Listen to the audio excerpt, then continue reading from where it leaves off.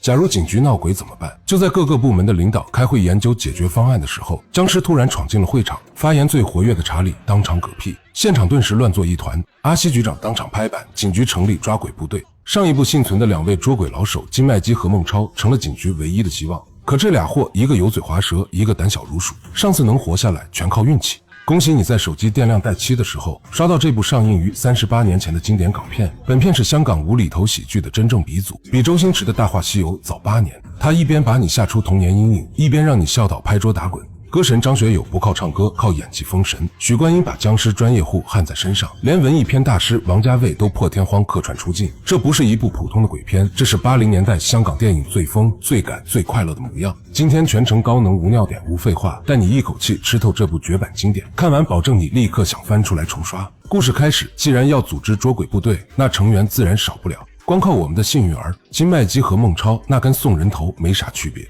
于是局长直接下了召集令，让每个分局都抽调出1名精英加入。警局里最讨人厌的小平头，见可以升职加薪，自告奋勇。升职加薪，薪水加倍，有房屋津贴，1年升队长，2年升督察，3年升局长啊！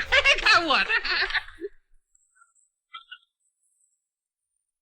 阿 Sir 你早，警员37119申请加入捉鬼部队。结果等他报完名，签了生死状，队长才说了实话。这张海报可不可以送给我？拿回家做纪念吧，回去查查看是谁贴上这个害你的。接下来是一个外号叫扫把星的女警，由于只要靠近她就会倒霉，所以她1个月有31天都在休假。扫把星实在过意不去，就想让队长给她安排工作。可就在她靠近队长的那一刻，队长就没有消停。我帮你呢，我帮你呢，不要紧不要紧，我先来吧，我帮你弄好啊。你看这样子不是没事了吗？哎呦你呀！哎呀！只好把他送去抓鬼部队。与此同时，城市里发生一起命案。这个家伙真狠，老板不加薪水就把他头给砍了。哇，头找回来没有啊？再找啊！不管怎么找，也没有找到老板的脑袋。由于队长还有重要的事情准备收队，找到了没有？没有。不过周 Sir 叫我们去打麻将。妈的！立刻收队，派人留守现场。Yes sir。那自然要找一个倒霉蛋留守现场。3647、2643、4567，你们3个留守现场。Yes sir。起来收队。哎，阿 Sir，你说3个人，怎么剩下我一个？啊，3047病了，4567请假。那我怎么办呢？怎么办？得尽忠职守啊！阿 Sir。就这样，胆子最小的罗密欧被留在了现场。另一边，罗密欧的搭档熊大大终于审问出了脑袋的下落。于是他赶紧把这个消息告诉了罗密欧。我胆小温柔，你是知道的，你就假装问不到结果，不要叫我再找了，要不然头还没找到，我就已经吓死了。我死了，你不难过吗？什么？嘿嘿嘿嘿，神经病！怎么会在篮球里？这个案子直接把罗密欧吓出了心理阴影，他决定申请去个不办案的单位。我跟熊大大合作了多年，把他也调走吧。好，就这样，捉鬼部队一下多了2名精英。次日，一个破产的中年大叔想要跳楼，谈判专家带着助理前去劝说，结果助理给他配错了图。老兄，你先看看这幅美满幸福图，你就会明白人生充满了希望，明天会更好。如果你不死的话，将来你也会像他一样这么美满幸福啊！专家一气之下就把助理送去了捉鬼部队。与此同时，在一个军事基地里发生了一起惨案，整整30人的营房变得血肉模糊，营长当机立断。警察局是不是有个叫捉鬼部队的，想借我们的军营啊？是，不过还没答应他们。好，我就借给他们。后天我们全营撤退。Yes sir。还有，我们失踪了30个防卫兵，千万不要泄露。就这样，阿西局长的捉鬼部队集结完毕，来到了闹鬼的军营。他们要在这里进行捉鬼特训。刚组建的队伍里自然也有刺头，但阿西局长一向都是以德服人。立刻入营！妈的，说进就进，我还有面子吗？弟兄们，老师，面子对我来说并不是那么重要。孟超一眼就看出这群人都是各个警队的废柴，成不了气候。可是阿西局长却雄心壮志，要干出一番事业。为了庆祝捉鬼部队成立，他们举行了篝火晚会。可就在阿西要回房休息的时候，却被阿威和小强绑架。原来2人只想加入捉鬼部队，向僵尸寻仇。阿西欣然答应，还想通过阿威来锻炼这群废柴。与此同时，篝火晚会上，父亲是茅山师傅的神婆给大家做起了科普。一个人被僵尸咬过之后呢，会变成什么尸呢？就决定他被咬的时候惊慌程度有多少了。如果被咬的时候啊，吓疯了呢，变成像白痴一样的就是丧尸了。如果吓得还有一点点怕的呢，那么他就会变成另外一个僵尸了。只有这2种啊。不是的，还有种叫人狼师。人狼师？什么人狼师？就像人狼一样喽，有月光它就变，没有光它是正常的。哎，你听我说啊，第一次变的时候呢是有个程序的。首先啊，它的2个眉毛会上下不停的乱动，面部的肌肉也开始起了变化。完全不受控制，开始收缩，然后啊流口水，手脚麻痹，抽筋，2手不停的震动，然后就喘气加速，哎，就像跳霹雳舞一样嘛！别开玩笑了，怎么可能像跳霹雳舞呢？真的，我没有骗你嘛。然后呢，他就会脱离人的行为，到了那个时候啊，他的动作就似狼非狼，似狗非狗，那什么，哎，就像疯狗一样嘛，到处乱跑啊，乱叫啊。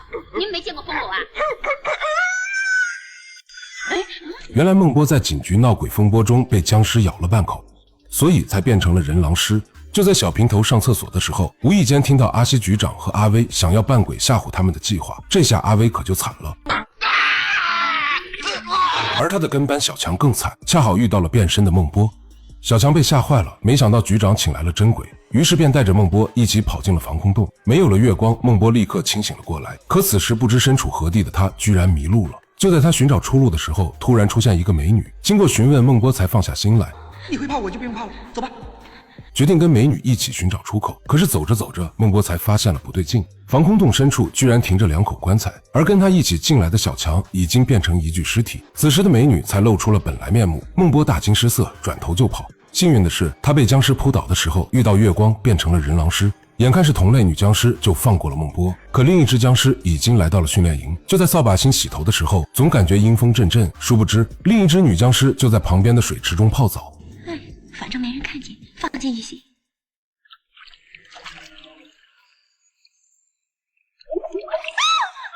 扫把星大惊失色，急忙呼救。阿西局长急忙带人营救。扫把星告诉众人自己见到了僵尸，可大家根本不信。一个没有接受过训练的人碰到僵尸，那还会有命吗？明天一早起来，让我教你们捉僵尸。嘿，胆小鬼！转眼间来到第2天，阿西局长亲自组织大家进行抓鬼培训。可是孟超觉得靠他们这群乌合之众遇到真僵尸就没命了，于是孟超单刀赴会，决定趁僵尸白天睡觉的机会将他们消灭。可令他想不到的是，自己拿的桃木钉根本钉不进去，于是他就想利用太阳消灭僵尸。可下一秒太阳居然下山了，无奈之下，他只好先把僵尸带回去，再想办法。喂，叫你去爽一下，你把人带回来干什么？就是啊，想生意啊。不是啊，想做生意啊。切，她不是妓女，她是僵尸。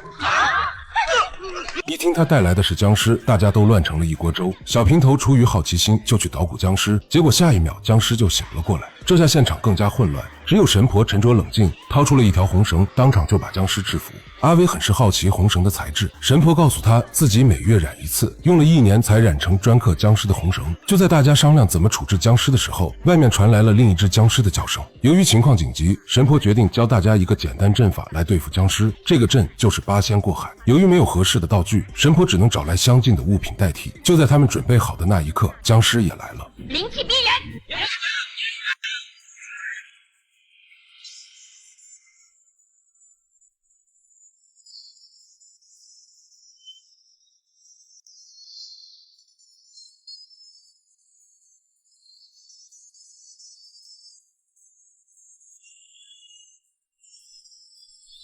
果然众人化作8仙僵尸，无法近身。可在屋内的阿西局长却闹起了幺蛾子，他居然连一个被五花大绑的僵尸也摆不平。幸运的是，孟超及时醒来，用桃木钉把僵尸钉死。而在外面的众人也出状况了，一条突然出现的毒蛇打乱了他们的阵型。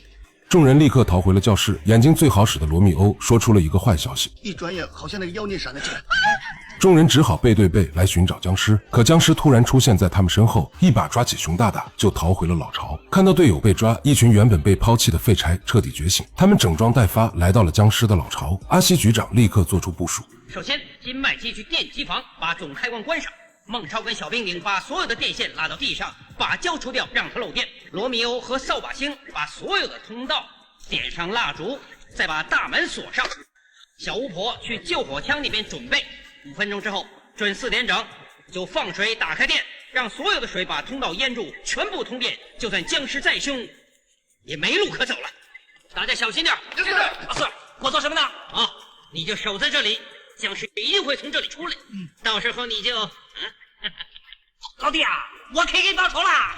可就在大家实行阿西局长计划的时候，意外发生了，无数丧尸突然从防控洞中涌出，这很明显就是刚开始军营中失踪的人。在电房里，金麦基找到了熊大大，可那只僵尸突然出现，将金麦基扑倒。熊大大为了救队友，舍生取义，扯断电线，拉开电闸，直接把僵尸扑倒，用自己的生命给金麦基争取了逃跑时间。与此同时，遭受丧尸攻击的罗密欧也牺牲自己为同伴完成任务争取了时间。不过幸运的是，几人的牺牲也促成了阿西局长的计划。带电的水注满了整个防空洞，丧尸们纷纷在电击下失去行动能力。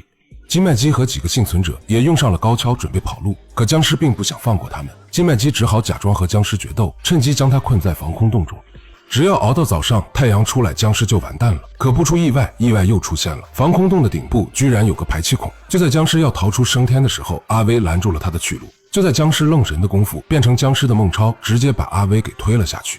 阿威眼疾手快，用铁链把僵尸一起带了下来。为了给亲人报仇，阿威决定牺牲自己和僵尸同归于尽。大家都对阿威的英勇表现十分敬佩。孟超为了缓解气氛，就开始装僵尸，结果被打成了猪头。到这里，影片结束。本片作为《猛鬼差馆》续作，由张学友、许冠英、林忆莲等主演。影片以警局组建猛鬼学堂，培训捉鬼警员为线索，将无厘头搞笑与惊悚鬼怪元素巧妙融合，剧情荒诞搞怪，笑料密集，用夸张反差消解恐怖感，尽显刘镇伟早期鬼马风格。王家卫担任监制，并客串增添看点。作为80年代港产恐怖喜剧代表作，它节奏轻快，角色鲜活，虽剧情简单，却凭借浓郁的港式趣味与怀旧质感，成为一代人心中的经典。我是小 K，我们下期见。